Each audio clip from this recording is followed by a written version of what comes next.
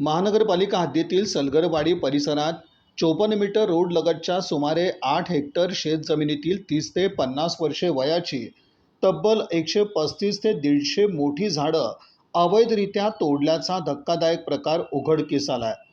प्लॉटिंगसाठी जागा रिकामी करण्याच्या उद्देशानं गेल्या 10 दिवसात पिंपळ, जांभूळ, आंबा आणि बहुतांश लिंब जातीच्या झाडांची कत्तल करून सुमारे 5 ट्रक लाकूड विक्री केल्याचा गंभीर आरोप स्थानिक नागरिकांनी केला आहे।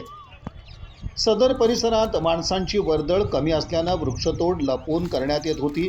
घटनेची माहिती मिळताच पर्यावरण दूत डॉक्टर मनोज देवकर आणि वृक्षप्रेमी राम हुंडारे यांनी त्या ठिकाणी जाऊन लाकूड भरलेली आयशर गाडी क्रमांक MH13 CJ 9047 अडवून ठेवत वनविभाग आणि पोलिसांना पाचारण केलं।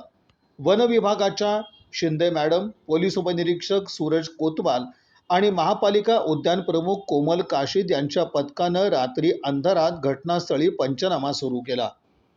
महापालिका आयुक्तांशी संपर्क होऊ शकला नाही, मात्र उपमहापौर ज्ञानेश्वरी देवकर यांनी महानगरपालिकेकडून कठोर कारवाई होईल असं स्पष्ट केलं। उपमहापौर ज्ञानेश्वरी देवकर यांनी घटनास्थळी भेट देऊन पाहणी केली। सोलापुरात 44 अंश तापमान आहे। दुपारी 11 नंतर घराबाहेर पडणं मुश्किल आहे। सावली देणारी झाडं तोडणं वेदनादायी आहे। विनापरवानगी झाडं तोडणाऱ्या मालक आणि कामगारांवर कडक कारवाई झाली पाहिजे, अशी प्रतिक्रिया त्यांनी दिली। डॉक्टर मनोज देवकर म्हणाले की 10 दिवसापासून 4 ट्रक लाकडं नेली, आज एक पकडला। तापमान वाढत असताना बिल्डरांना माफी नाही। जोपर्यंत छडा लागत नाही तोपर्यंत अधिकारी कार्यालयासमोर आणि दोषीच्या घरासमोर तीव्र आंदोलन करणार, असं त्यांनी सांगितलं। महाराष्ट्रात खासगी जमिनीतील वड, पिंपळ, आंबा यासारखी झाडं तोडण्यासाठी वनविभाग, तहसील आणि महापालिकेची पूर्वपरवानगी आवश्यक असते। एका झाडाच्या बदल्यात नवीन झाडं लावणं बंधनकारक आहे। विनापरवानगी वृक्षतोडीस दंड आणि गुन्हा दाखल होतो।